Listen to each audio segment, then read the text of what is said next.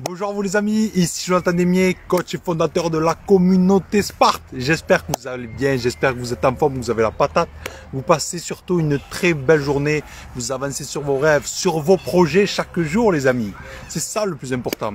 Aujourd'hui les amis, on va être en direct, une interview exceptionnelle avec un Spartiate vraiment d'exception. On va être en direct avec Pierre Martin qui est champion du monde, qui a été champion du monde catégorie main physique. IFBB, donc vraiment un grand honneur pour moi de lancer cette interview avec lui, qui puisse nous partager, lui, sa formule de la réussite, comment il a fait pour en arriver là. Donc il a été champion du monde, ok, catégorie IFBB, main physique en IFBB, il nous partagera ce que c'est. Il a été aussi champion de France, il a fait je crois 38 compétitions, donc vraiment c'est un grand honneur.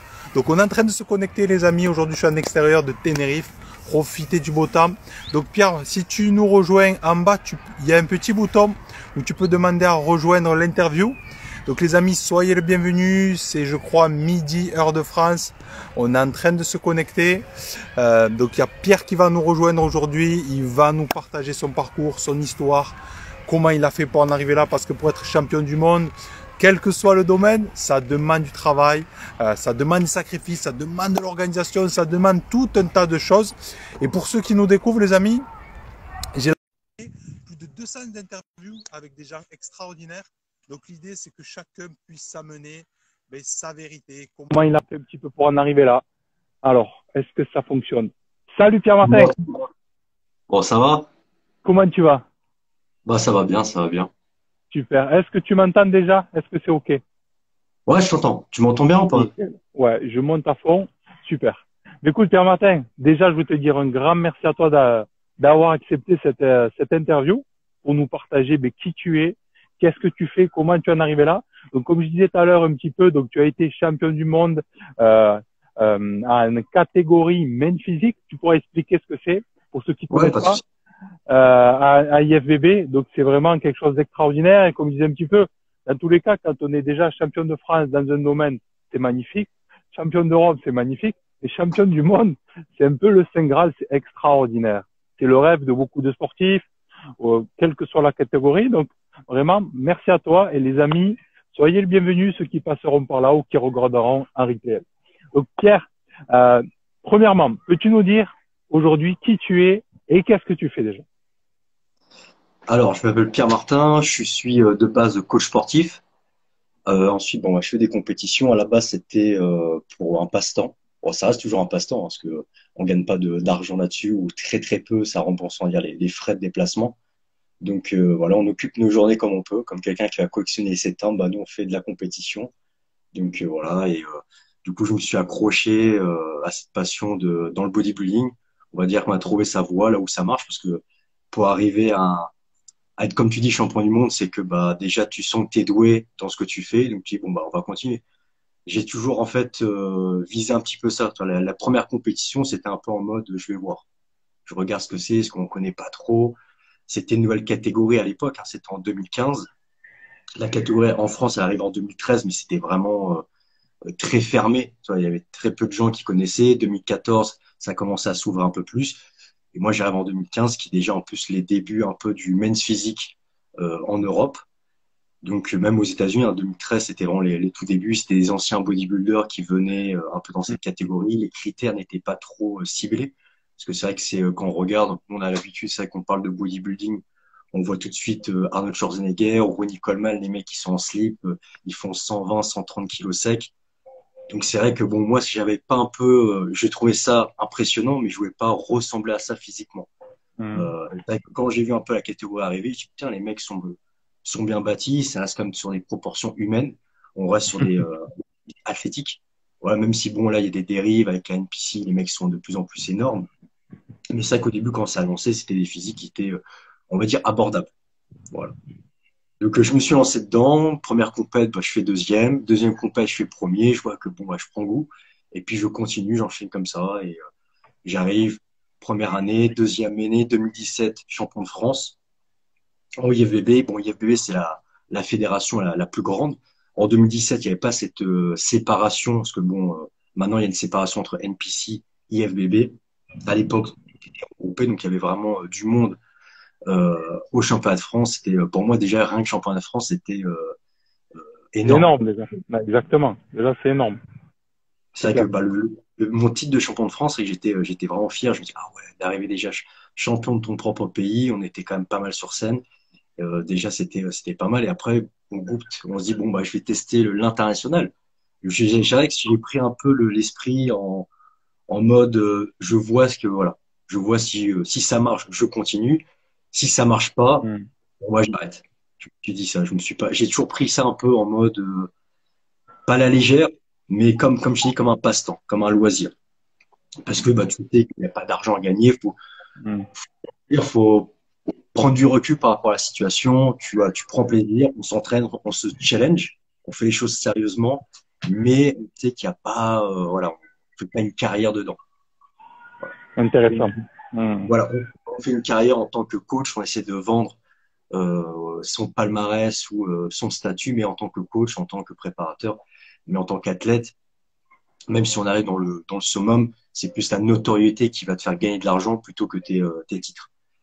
Donc Hmm. c'est vrai que je me suis lancé dans l'international, première compète, je me suis pris un an du coup pour me préparer, prendre de la masse, me dire bon bah c'est un autre échelon, donc là il faut arriver un peu plus près. Et 2018, donc je fais les championnats d'Europe, donc je fais troisième. Troisième, donc moi je m'attendais déjà à faire je voulais déjà faire juste un top 6, c'était énorme là d'être Ah, troisième, ok. d'avoir reparti avec une Troisième, médaille. c'est énorme. Ouais. Voilà, c'était déjà pas mal, pareil, beau plateau. À l'année qui suit, l'année qui suit, donc 2018, je me dis bon bah je vais faire les championnats du monde. Dans ma tête, je me dis bon, on vise un top 10 parce que le championnat du monde c'était énorme. Et là je fais vice-champion du monde.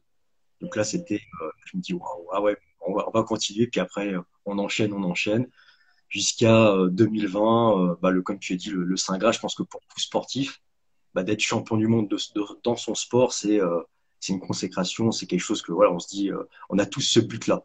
Voilà. Exceptionnel. Exceptionnel. Qu'est-ce qui se passe? Et on va revenir sur tout ce que tu dis parce qu'il y a plein de choses incroyables à aborder. Mais qu'est-ce qui se passe quand toi tu es champion du monde? Dans Qu'est-ce ma que tu tête, dis? Ouais. bah, en fait, c'est tout le chemin en fait. C'est-à-dire que Hum, le titre de champion du monde, c'est tout ton chemin. C'est-à-dire que ça faisait 5 ans que je faisais des compétitions. En fait, c'est l'accumulation de toutes ces compétitions. J'avais fait 3 fois. Là, c'était la troisième fois que je faisais les championnats du monde. Et dans ma tête, je me dis c'est la dernière fois. hum, Derrière, je vais pas enchaîner une fois de plus. Donc j'avais une pression quand même sur moi. Je me suis dit, faut pas que je le loupe. J'avais déjà fait deuxième. Donc c'est dur, voilà, on fait deuxième, on peut que faire mieux ou moins bien. Le problème, c'est que voilà, il y a des paramètres qui sont difficiles. C'est-à-dire que tu peux arriver au top du top au niveau de ta forme. S'il y a un mec mieux que toi, bah, malheureusement, tu es derrière lui. Donc c'est vrai que c'était plus un soulagement. Tu verras en plus, il y a une vidéo, j'ai posté, on voit que je souffle et c'est plus vraiment je l'ai fait. Enfin, je l'ai fait. Parce que je l'ai fait une fois, je fais deuxième. Une deuxième fois, j'ai fait beaucoup de compétitions, j'avais fait sixième. Et là, la troisième fois, j'ai dit, bon, là, je me concentre que sur les championnats du monde. Et je me suis dit, bon, il faut que j'y arrive, il faut que j'y arrive. Je m'étais mis une pression quand même, mentalement, je m'étais mis une hum. pression. Il n'y avait plus le jeu comme au début, comme je t'ai expliqué sur les premières compètes, où tu y vas un peu en mode, bah, je me fais plaisir. Bon, on veut toujours bien se classer, on veut toujours gagner, mais on prenait ça un peu à la légère. Là, Yes. là, j'avais vraiment mis tout dessus pour vraiment dire, j'ai une seule chance pour réussir, c'est celle-là, c'est pas l'autre. Ça passe ou ça casse. Ouais, voilà, en fait, ça pas. Je savais que j'allais bien me placer parce que j'avais une bonne Hum, condition. Mais puis bien voilà, sûr. c'était la première place ou rien d'autre. C'était si je faisais deuxième, c'était pour moi une déception. C'était pas une réussite. Voilà. Hum. Excellent, excellent, extraordinaire. Et quand tu as commencé, on va revenir un peu plus loin, mais quand tu as commencé du coup les compétitions, ce qu'il y a de beau, ça me fait penser à d'autres athlètes que j'ai rencontrés comme ça, ou quelque part, oui, ils ont énormément travaillé, il y a eu des parcours de fou, mais c'est comme s'il y avait une magie qui les a guidés, parce que tu le sais, dans ce sport que tu pratiques, pour ceux qui connaissent, et ça peut être très aléatoire en fonction des juges, en fonction de ci, en fonction de là, en fonction des personnes qu'il y a. Mais quand même, ce qu'il y a de beau quand on regarde ton parcours, c'est que il y a eu beaucoup de travail, mais tu as été guidé quelque part comme pour réussir vers ça. Tu vois ce que je veux dire? C'est quelque part que tu t'es bien placé, tu as fait toujours des bonnes positions, comme si ça a été un peu, euh, entre guillemets, facile. Tu vois? Bah, je pense que dans ce sport-là, tu es sans prétention, mais tu es fait pour ça ou pas. C'est-à-dire que il y a le travail, mais aussi la grosse part de génétique, surtout en men's physique. Alors, les critères de base, pour ceux qui connaissent pas, c'est vraiment la taille fine. Donc, c'est vrai que si tu as un bassin étroit, bah, tu as forcément une taille plus fine. Les épaules larges, si tu as des clavicules longues, bah, tu vas avoir les épaules larges. Et après, tu as une insertion musculaire. Donc, si tu as une insertion abdominale qui est esthétique, symétrique, une grande insertion des pecs, bah, c'est vrai que ton corps va être directement esthétique et tu n'as pas besoin d'arriver avec 10-15 kilos de plus que ta taille pour devenir esthétique. Et c'est ce qui arrivait avec pour moi, parce que j'étais pas sur scène, j'étais pas le plus lourd, au contraire. Et comme tu dis, à chaque fois, je me plaçais bien, je remportais, parce que bah, j'avais, avec de la chance, j'avais ces caractéristiques esthétiques, taille fine, épaules larges, et puis des insertions qui étaient à peu près symétriques. Donc, c'est vrai que, comme tu dis, on est fait pour Hmm. ça. Comme quelqu'un qui veut faire du sprint, bah, depuis tout petit, il court vite. Exactement. Et voilà, il y a le travail, il y a toujours le travail, mais faut le sentir. Si dès la première compétition, j'aurais pas été classé, j'aurais senti que c'était pas fait pour moi, je m'aurais pas entêté à continuer dedans. Hmm. Ah, c'est super intéressant ce que tu partages. Et parce que des fois, on se dit, oh, on va s'entêter, que ça soit dans le sport ou dans le business, quoi que ce soit, on se dit, on va s'entêter à faire ça, ça, ça. Mais si à un moment donné, à force de vouloir défoncer les murs, ça passe pas, c'est que tout simplement, peut-être, ben, c'est pas là pour toi. Ou c'est peut-être pas la bonne catégorie, ou c'est peut-être pas le bon sport. C'est pas la bonne façon de s'y prendre. Et ce qu'on voit aussi, c'est comme toi, là, c'est des personnes qui, voilà, à un moment donné, sont là, travaillent, mais quand ça passe, ça passe. C'est que tout simplement, voilà, comme tu as dit, tu étais là pour être là. Tu étais à ta place, en fait. De toute façon, tu vois, quand tu fais des compétitions, donc à chaque fois, tu montes les échelons, tu fais des compétitions en national, bah, tu vois il y a beaucoup de physiques différents. Après, tu passes en international, tu vois que les physiques commencent à se ressembler de plus en plus. Et après, tu Hmm. vas chercher au championnat du monde, bah, t'as quasiment que des clones. Donc là, ça joue sur des détails. Donc là, c'est un peu les meilleurs de chaque pays qui répondent bien sûr à ces critères, qui sont sélectionnés. Et là, après, tu te bases sur voilà, l'insertion, la sèche, la prestance sur scène. Et là, c'est le travail qui va faire la différence. Mais c'est vrai qu'à petit niveau, à niveau national, bah, si tu es doué pour ça, tu sors vite du lot. Hmm. Très, très intéressant ce que tu dis. Qu'est-ce qui a fait justement pour toi la différence? Si on parle performance, ok, pour les gens qui sont sportifs, qui ont envie de performer, que ce soit dans ce domaine ou pas, parce que quelque part, ça se rejoint toujours. Quand, pour aller chercher des millimètres à un moment donné, comme toi, pour devenir champion du monde, qu'est-ce qui a fait que ben, ça s'est passé? Qu'est-ce qui fait que ça s'est réalisé? Sur quoi tu as misé en fait pour en arriver là? Bah, déjà, faut aimer ce qu'on fait. Déjà, ce qu'il y a, c'est qu'il faut apprécier, faut aimer. Moi, je fais ça, que j'ai toujours fait des compétitions et je faisais du judo, je faisais de la boxe, donc toujours des sports individuels et j'aime la compétition. Donc Hmm. après, il y a le côté, tu aimes ce sport, tu analyses, tu regardes ce qui se passe, euh, ce que font les meilleurs, comment ils posent. Donc il y a la part du posing qui est très importante. Donc c'est vrai que tu peux avoir le même physique ou même quelqu'un qui est mieux physiquement que toi, mais s'il pose mal, il sait pas se mettre en avant, bah tu vas passer devant parce que tu as un meilleur posing, tu as une meilleure prestance. Donc il faut prendre tous ces petits éléments comme ça et les ajouter en fait dans ton skill, dans tes compétences pour sortir du lot en fait. Donc t'as Hmm. l'entraînement parce que c'est vrai que c'est un sport qui est un peu décrit parce que c'est un sport sans être un sport. On est la phase de performance, elle est sur la préparation, elle est sur ce qu'on ne voit pas. Et après, ce qu'on voit sur scène, il n'y a pas réellement de performance. C'est on présente un physique comme un peintre qui a présenté son tableau ou un sculpteur, mais tout ce qui est la phase de vraiment performance, de se bloquer sur ses entraînements, se dire voilà, je m'inflige 6 entraînements ou 7 entraînements par jour, je m'inflige cette diète stricte. Tout ça, on le voit pas. Et c'est ça réellement la performance, c'est de tenir cet Hmm. entraînement, cette diète.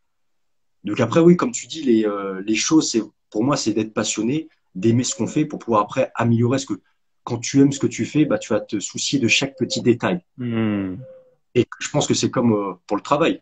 Si tu fais un travail avec passion, et bah, tu vas te soucier sur chaque petit détail. Si tu fais un travail à reculons, bah, tu vas le faire pour le faire.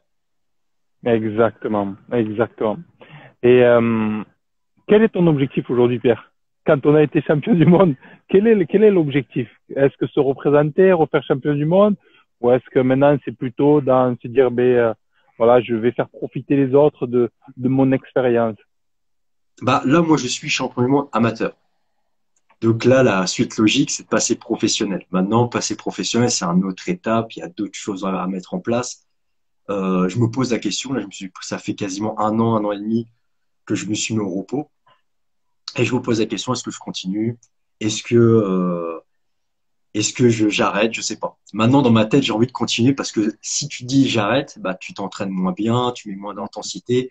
Donc, dans C'est ta sûr. tête, tu as toujours une petite flamme où tu dis, je veux continuer. Donc, dans ma tête, je me dis, bon, je vais remonter sur scène. Je sais pas pourquoi. Je sais pas si c'est fin d'année, je sais pas si ça va être 2023 ou 2024. Mais je m'entraîne pour, voilà, pour dire, voilà, je vais remonter sur scène. Pour pas tout lâcher. Parce que c'est vrai que si tu dis, bon, j'arrête, tu vas moins mettre d'intensité à l'entraînement, tu vas moins faire attention à ce que tu manges. Donc là, après, c'est aussi une hygiène de vie, hein, ce sport. Exactement. Et puis tu t'habitues à une qualité de physique, tu t'habitues, comme tu dis, c'est tout ça en fait. C'est à chaque fois que tu mets le niveau un peu plus haut, ben, tu es content d'y aller, mais tu sais que si tu arrêtes, tu vas pas avoir le même goût de satisfaction au quotidien. C'est ça. Oui, après, c'est comme je dis, c'est une passion. C'est-à-dire que le côté, déjà, juste de remonter. Avant, quand j'ai arrêté les compétitions, je voulais remonter sur scène pour retrouver cette sensation de compétition. Maintenant, je viens de remonter sur scène pour retrouver cette condition physique. Donc, déjà, c'est un autre état d'esprit. Je viens de retrouver un peu le corps plus sec, plus écorché, avoir une meilleure condition physique parce que bah, là, ça fait un an et demi que tu as un corps qui est un peu moins sec, etc. Et tu es en train de retrouver cette condition. Excellent. Quand on regarde aujourd'hui, pour ceux que ça intéresse par rapport à ça, c'est vrai que quand on regarde Main Physique, quand on voit aujourd'hui déjà les gabarits, mais déjà comme toi, ou quand on regarde, comme tu dis, au niveau professionnel, c'est impressionnant. C'est-à-dire que c'est aujourd'hui, c'est les gars, ils font quasiment 5 kilos. C'est presque des bodies, en fait. Aujourd'hui, le niveau, il est hyper haut, quand même, quand on veut faire quelque chose dans ce domaine-là. C'est ça aussi qui refroidit, c'est-à-dire qu'en Ouais. amateur, dans ma fédération, on reste dans des critères, on va dire, humains. C'est-à-dire que là, il y a eu la séparation, pour ceux qui connaissent pas, il y a eu la séparation avec IFBB, il y a la branche, on va dire, États-Unis, NPC, et tu as la branche européenne avec Elite Pro, où là, les physiques sont un peu moins hors normes, mais qui restent quand même hors normes pour le commun des mortels. Et c'est vrai que de passer professionnel, bah, c'est d'autres critères, d'autres gabarits, et ça fait peur, parce que tu te dis, faut que tu mettes d'autres choses en place. Est-ce que tu es prêt Mhm. mentalement? Est-ce que tu le veux réellement? C'est un autre engagement aussi pour toi. Donc, c'est des questions qui se posent. Et comme tu dis, c'est vrai que maintenant, tu as des physiques hors normes. Tu vois, les compétitions à Olympia. Moi, honnêtement, je les trouve super esthétiques. Ouais, je respecte le travail. Mais je ne me vois pas ressembler à ça. Je ne me vois pas faire un gabarit à 105 kilos, 110 kilos sec. Je- voilà. Après, tu vois, dans le côté santé, tu arrives à un âge où tu n'as plus 20 ans. Mhm. Tu vois aussi la suite. Tu prends plaisir, comme tu l'as dit au début, j'ai fait pas mal de compètes, tu prends plaisir là-dessus, mais je sais que je suis plus sur la fin que qu'en début de carrière. Intéressant ce que tu as partagé. Quand on est jeune, on est tout foufou et c'est vrai qu'on peut être prêt à tout en fait pour réussir. On a tous été comme ça. Mais c'est vrai que t'as quel âge toi, Pierre? Là, j'ai 33. 33, magnifique. L'âge de la sagesse. Et c'est vrai qu'à un moment donné, tu pèses un peu le pour et le contre dans tes actions. Tu fonces moins tête baissée. Et comme tout sportif de haut niveau, et là c'est du très haut niveau, on sait très bien qu'il y a des engagements de temps, d'énergie, tout ce que ça demande à côté aussi, l'entourage que ça demande, de compléments, tout ce que ça demande. Et c'est vrai que tu te dis, ben, est-ce que je suis prêt en fait? Et pourquoi aussi? Ouais, c'est ça. Puis en même temps, est-ce que le jeu en vaut la chandelle? Il Exactement. faut se poser la question. Parce que c'est vrai que les gens voient toujours, oui, motivation, détermination, mais euh, comme tu l'as dit, c'est que derrière, il y a pas réellement d'argent à gagner. On le fait pour se faire plaisir. Mhm. On reste un sport qui est obscur. On reste un sport, comme tu dis, champion du monde, champion d'Europe, champion de France. Mais c'est pas des sports qui sont comme l'athlétisme, comme le judo, qui sont reconnus par le ministère des Sports français. Il n'y a pas de subvention, il n'y a pas tout ça. Donc, c'est compliqué. C'est très compliqué et faut aussi prendre du recul. C'est-à-dire que les gens, quand ils sont super sérieux dans ce sport-là, faut prendre du recul et dire, attends, c'est quand même un sport qui n'est pas reconnu. Euh, le travail, il est là. C'est vrai que même quand tu vois en amateur, même tu vois un simple championnat de France, les gars ou les gars ou les nanas qui vont se présenter à la compétition, ils ont une rigueur de travail plus élevée que certains sportifs de haut niveau parce qu'ils ont une diète stricte, ils travaillent quasiment 7 sur 7 et tu as des sportifs de haut Grave. niveau voilà, qui suivent pas ça. Mais derrière, malheureusement, il n'y a pas cette reconnaissance, donc faut prendre du recul. Et c'est un sport qui demande énormément de temps. C'est-à-dire que quand tu fais une préparation pour ce sport-là, bah, on va dire pendant minimum 3 mois, tu t'enfermes t'es dans ta Un bulle. minimum.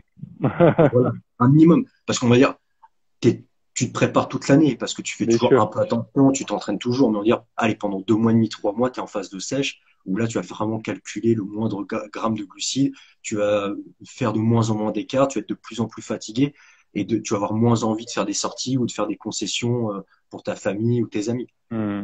Donc, tu vas t'enfermer un peu dans ta bulle. De toute façon, pour être sportif, pour être performant, je pense que la clé aussi, c'est d'être égoïste. Il faut aussi penser à soi. Si, voilà, Mhm. prendre du temps pour soi, parce que pour n'importe quelle activité, même, je pense, au niveau du travail, il faut un peu penser à soi, être égoïste, se concentrer sur soi-même pour ensuite après performer dans ton activité.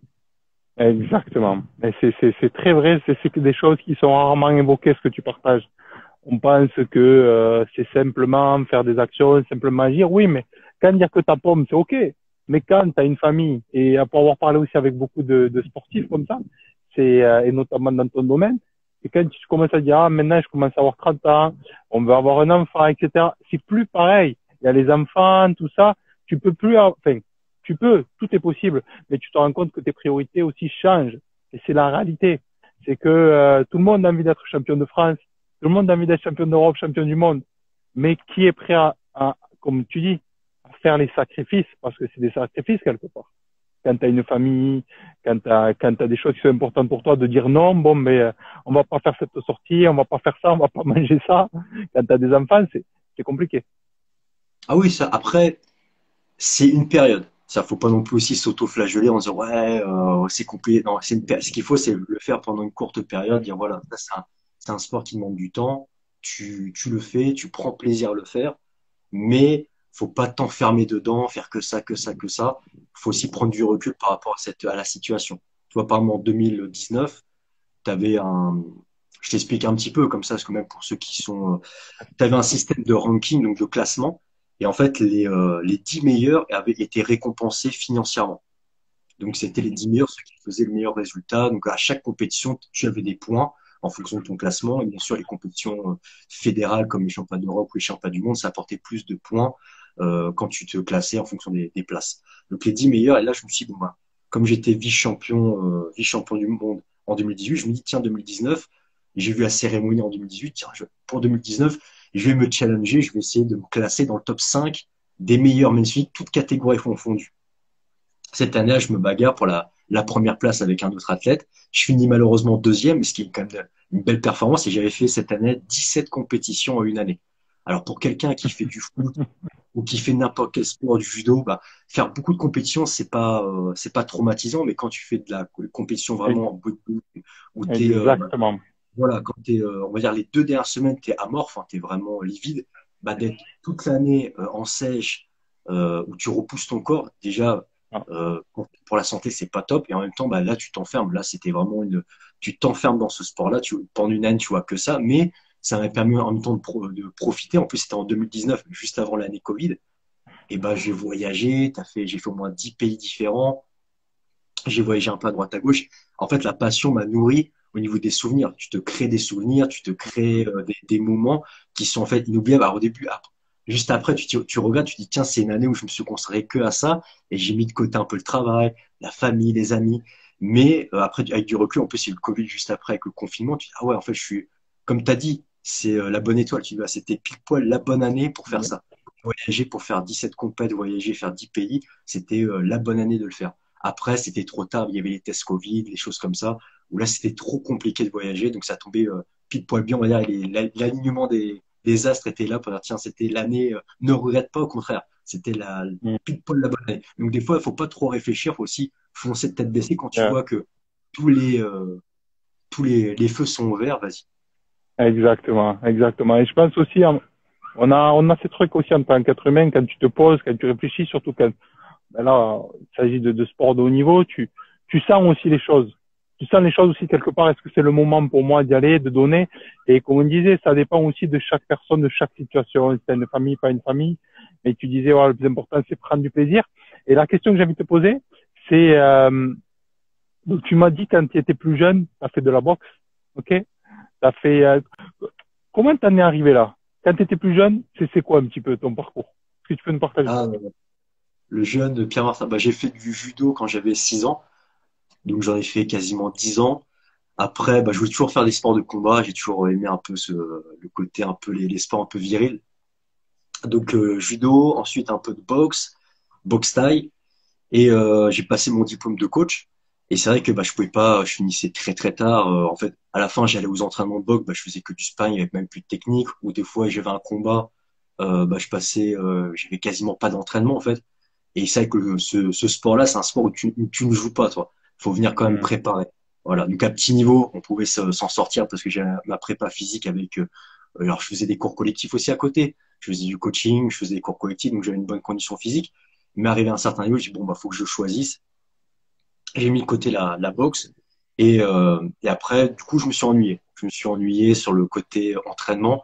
Je voyais que je m'entraînais mais j'avais plus d'objectifs. Et c'est là où j'ai regardé tiens il y a une nouvelle catégorie men's physique. Je suis allé voir une compétition. J'ai vu le gabarit des gars. J'ai dit ouais c'est pas mal. Je me vois bien dedans. Et après je me suis préparé. Et puis là d'après je me suis lancé. Voilà. Excellent, excellent. Et c'est vrai, quand on a cet ADN de sportif, de régularité, on a toujours besoin de se réinventer, de trouver quelque chose. C'est un peu un drive. Et est-ce que tu t'es préparé seul pour peut-être les premières, ou est-ce qu'après tu as fait appel est-ce que tu as fait tout seul, ou est-ce que tu as fait appel à un préparateur physique en plus? Alors la première, j'avais pris un coach parce que je me suis dit à chaque fois, tu sais, je suis un peu quelqu'un de d'autodidacte, j'aime bien être un peu d'être un peu seul, de me ressourcer un peu avec moi-même. Bah, c'est un sport un peu de solitaire. Et tu vois, de toute façon, j'ai toujours fait des sports un peu de solitaire, tout ça. Et je me suis dit bon, bah, cette fois-ci, je vais pas faire les erreurs que je pourrais faire en le faisant seul. Je vais prendre quelqu'un qui s'y connaît. Donc le première prépa, j'ai été suivi par quelqu'un, un bodybuilder, donc il m'a donné pas mal de conseils au début. Je voulais plus y aller pour le côté diète, parce que je connaissais pas trop au niveau de la diète. Il m'a apporté beaucoup au niveau de l'entraînement, de l'intensité, d'autres méthodes. En plus, je sortais Hmm. un peu de diplôme. Ça faisait 3 4 ans que j'avais le diplôme. Donc, c'était des méthodes très codifiées, très carrées. Là, c'était des méthodes qui étaient peut-être moins au niveau des études, mais plus dans le terrain, au niveau de la sensation. Donc, ça, je me suis dit, en un coaching de 3 4 mois, bah, tu apprends quasiment plus au niveau de l'entraînement que sur une année de formation, toi. Parce que là, tu peux reposer vraiment sur toi. Et après, sur le coup, bah, j'ai commencé à dire, bah, tiens, je vais essayer de le faire à ma sauce, toujours essayer de le faire soi-même. Donc après, j'ai commencé à le faire solo, mais en même temps, il faut aussi reconnaître, comme tu dis, bah, des discussions avec d'autres athlètes, avec des coachs, avec des amis, des gens qui vont te dire, tiens, je vais t'aider un petit peu sur la fin de prépa, parce qu'ils voient que tu t'entraînes solo. Donc, tu as toujours des gens qui te donnent deux, trois conseils à droite à gauche, mais aussi en même temps en observant. C'est-à-dire que une compétition de bodybuilding, bah, t'es allongé, t'attends beaucoup.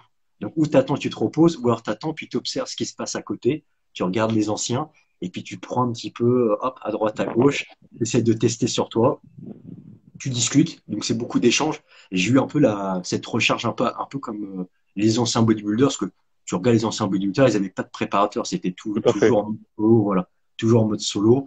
Le préparateur, c'était plus ce mec qui tient le chrono, qui charge les poids. Donc là, c'était vraiment en mode solo sur la fin. Et puis c'est vrai qu'en même temps, c'est gratifiant de dire, tiens, t'as gagné tel titre, bah tu l'as gagné, on va dire solo, même si t'es jamais solo. Comme je t'ai dit, t'as toujours les amis, la famille, t'as tout le monde, t'as toujours un petit cercle autour de toi, t'as toujours d'autres compétiteurs qui vont aussi t'aider, toi, dans cette victoire. Donc c'est même là, je vois, il y a Quentin qui est là, qui m'a aidé pour les championnats de France. Sans lui, bah, ça aurait été très, très compliqué. Donc, à tout ça, t'es pour t'anner. En fait, c'est un sport t'es solo, mais Hmm. juste pour t'anner, pour te pumper, pour t'aider, parce qu'en Ouais. même temps, t'as le cerveau qui est un peu déconnecté, parce que t'es en manque de glucides, t'as le stress de la compétition. Donc, t'as toujours tous ces personnes-là qui sont autour de toi qui t'aident. Hmm. Excellent. Et après, tu as continué solo jusqu'au championnat du monde? Ouais, championnat du monde. Après, championnat du monde, j'avais un ami qui m'aidait, qui m'avait aidé un peu sur la recharge, décharge, tous les petits éléments-là. Puis en même temps, c'est aussi intéressant d'avoir un œil Yes. extérieur pour savoir au niveau du physique. Bah tiens, là on va sécher un peu plus. Là, on va au contraire là tu es bien, donc on peut garder le nombre de calories. Et c'est aussi ça des fois qui manque quand tu es en phase de préparation, c'est le recul en fait. Souvent, tu Hmm. perds, tu manques un peu de recul de savoir exactement ce que tu as besoin. Tout à fait. Tout à fait. Et ce que tu dis là, je compare aussi énormément avec le business aujourd'hui, avec l'entrepreneuriat, mais c'est exactement ça. On a tellement la tête dans le guidon que des fois juste le fait de, comme tu dis, parler à un ami qui connaît, qui est légitime, bien entendu, pas quelqu'un qui comprend pas, mais qui est légitime, waouh, ça te fait prendre de la hauteur et ça te permet de faire mieux encore, ou d'aller plus vite, ou d'éviter d'aller dans un panneau. Et Après, malheureusement, des fois, tu es obligé de faire l'erreur. Après, ça dépend aussi de ta psychologie, mais tu es obligé de faire l'erreur pour comprendre. Et c'est vrai que des fois, moi, je me rappelle certaines compétitions, bon là, on revient sur le sport, mais certaines compétitions où tu as fait certaines erreurs et tu as appris plus dans la défaite que dans la victoire. Hmm. Exactement. Les erreurs nous marquent. Donc, elles ont un goût amer. On veut éviter de les reproduire. Qu'est-ce que ça t'a apporté, Pierre, parce que le temps passe vite, je vais pas trop te prendre de temps, mais qu'est-ce que ça t'a apporté, quelque part, t'es parti avec, t'avais déjà un physique, une condition, t'étais coach, etc. Depuis des années, tu fais du sport. Mais vraiment, là, tu t'es mis à bloc quelque part dans le bodybuilding, dans cette catégorie-là. Qu'est-ce que ça t'a apporté ces 5 années à fond pour toi personnellement? Parce que j'imagine entre le Pierre avant de commencer ça et le Pierre d'aujourd'hui, il y a eu une transformation aussi bien physique, mentale. Qu'est-ce que ça t'a apporté dans ta vie? Bah, moi, je dirais surtout, c'est que c'est des tranches de vie, c'est des partages. C'est après, j'ai peut-être pas assez de recul pour voir réellement l'évolution sur 5 ans sur ma psychologie, mais j'en garde énormément de souvenirs, de rencontres. Ouais, c'est des moments en fait. C'est en fait, tu te crées des souvenirs, tu te crées des moments. C'est un sport qui se vit à travers les souvenirs. C'est-à-dire que malheureusement, quand tu es sur scène, bah, t'es tellement focus, t'es tellement, puis c'est pas comme un autre sport où tu es au top de ta performance physique. Là, au contraire, physiquement, tu es bien, mais mentalement, tu es un petit peu à l'ouest. T'es pas, des fois, tu es un peu déconnecté. Et c'est vrai que tu te rappelles un peu en souvenir. Et ça, je le remarquais. J'avais regardé un reportage, je me rappelle, c'était sur l'équipe de France, je sais plus quel footballeur qui disait ça, mais quand elle avait gagné les championnats du monde, c'est un footballeur français. Il me disait, je suis resté du temps, en fait.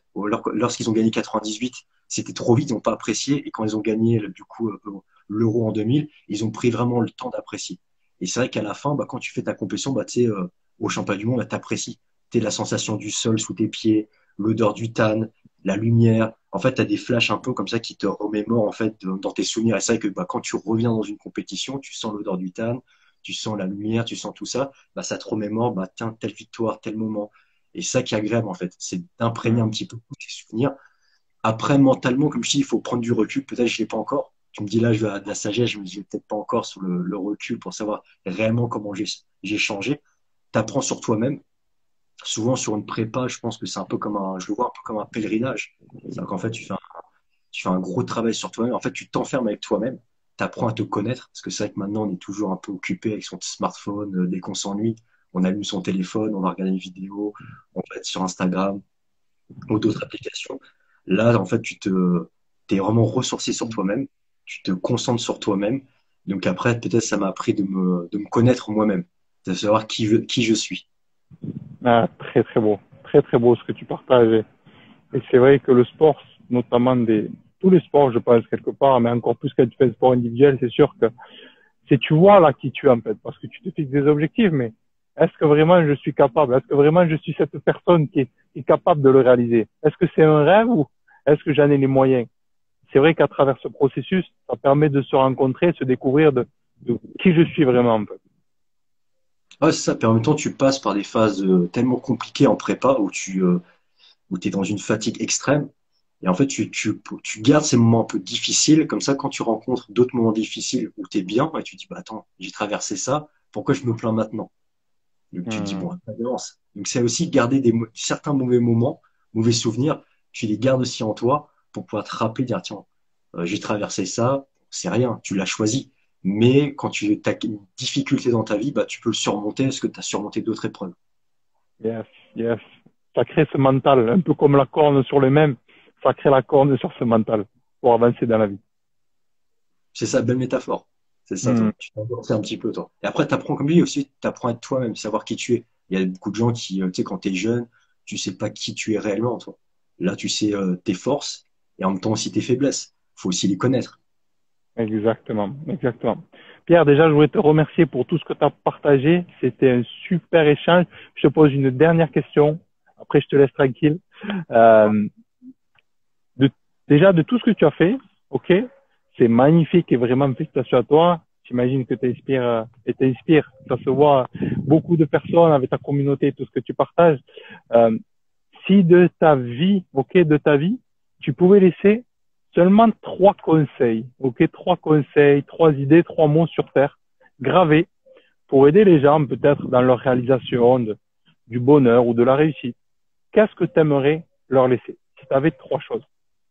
Ah, c'est compliqué là. 3 choses comme ça, là, tu me prends au dépourvu, toi. Faut que je réfléchisse un petit peu là. Là, c'est une dissertation, là. Non, d'arriver à condenser 3 conseils, je dirais. Après, c'est le temps, hein. Le temps fait ses œuvres. C'est de prendre le temps, ne pas être trop pressé, mais ne pas trop attendre. Après, le deuxième conseil, je pourrais dire, euh, essayer de, ouais, essayer de savoir. En fait, c'est des fois lâcher prise. Des fois lâcher prise, comme tu dis. Des fois, quand tu sens que c'est le bon moment, tu lâches prise et tu dis on y va, on se lance. Ne pas se poser trop de questions. C'est bien de se poser des questions, mais ne pas non plus se poser trop de questions. Des fois, il faut y aller. Quand tu sens le bon moment, tu y vas. Et après, le troisième, bah, crois en toi, hein. On va dire ça comme ça, toi. Crois en tes forces, crois en tes faiblesses. Et même tes faiblesses peuvent devenir des forces. Excellent, excellent. Mais Pierre, mais Je t'ai sorti ça comme ça parce que c'est j'ai envie de c'est brancher un le peu plus. c'était le but, comme ça, d'avoir rien préparé ce qui te vient. Et c'était magnifique, vraiment. Je veux te remercier, Pierre, pour ce que tu as partagé. Et je rappelle encore une fois, les amis, suivez Pierre Martin sur son compte Instagram, tout ce qu'il fait. Si vous avez besoin de conseils, sport, diététique, préparation, allez le voir. Champion du monde, d'accord? Donc, vous n'avez pas n'importe qui. Vous pouvez y aller. L'interview, il va rester en replay. Il va être aussi sur ma chaîne YouTube. Donc, n'hésitez pas. Et souvent, ça me rappelle quoi? Ça me rappelle, il y a quoi? Il y a 4 ans. Pareil, j'avais dû arrêter le rugby. J'étais sportif de haut niveau suite à des blessures. J'ai dû arrêter. Et j'étais en recherche de quelque chose. Et un ami, on était tous les deux coachs, on était à la salle. Il me dit, putain, t'as vu Men Physique, on pourrait se lancer, etc. et tout. J'ai dit, c'est quoi ça? Je connaissais pas, tu vois, il y a 4-5 ans. Et il me montre les gars. J'ai dit, ah ouais, quand même. J'ai dit, par contre, si je le fais, moi, je vais te montrer que naturellement, je vais aller sur la scène. Il me dit, arrête, c'est impossible, tu vas pas y arriver. Et du coup, je me suis pris au jeu. Je l'ai fait, j'y suis allé. Et à ce moment-là, je me suis dit, bon, mais je vais regarder, mais c'est qui, quelque part, les patrons de ce domaine, tu vois, à l'époque. Et donc, je me rappelle, je suis tombé sur Julien, qui est aux États-Unis, je sais plus son Ouais. nom. Cogrier, c'est vrai qu'il est dur à prononcer Ouais, son son nom. premier. C'est ça. Et j'ai envoyé à quelques-uns, tu vois, d'un message. C'est là où je veux en venir. Et tu sais, tu peux être impressionné au début d'envoyer un message à ces gens-là. Tu dis, c'est champion du monde, ou ils sont ci, ils ont ça. Et puis, finalement, on a travaillé ensemble. Et c'est magnifique. Et ce que je veux dire, c'est, les amis, si aujourd'hui vous avez un rêve, un projet, que ce soit changer votre corps, quoi que ce soit, n'hésitez pas à envoyer un message parce que les gens, ils sont accessibles. Il y a des gens qui vous répondront pas, il y a des gens, c'est pas grave. Mais il y en a toujours. Ceux qui vous répondront sont les bonnes personnes. Donc, et voilà, n'hésitez pas. En tout cas, je le dis parce que pour moi, de tous les jours de ma vie et depuis que j'ai commencé le sport, ce qui a changé ma vie, c'est les rencontres, comme tu dis. Les rencontres. On apprend toujours des autres. Ils nous amènent quelque chose. Ça nous permet de passer un cap. Donc voilà, ne restez pas seuls. Entourez-vous des bonnes personnes. Merci à toi, Pierre-Martin. C'était un grand, grand plaisir. Vraiment. Merci Tom d'avoir invité en tout cas à ton live. Et puis peut-être à la prochaine. À la prochaine. À bientôt. Ciao, ciao. Merci beaucoup. Salut.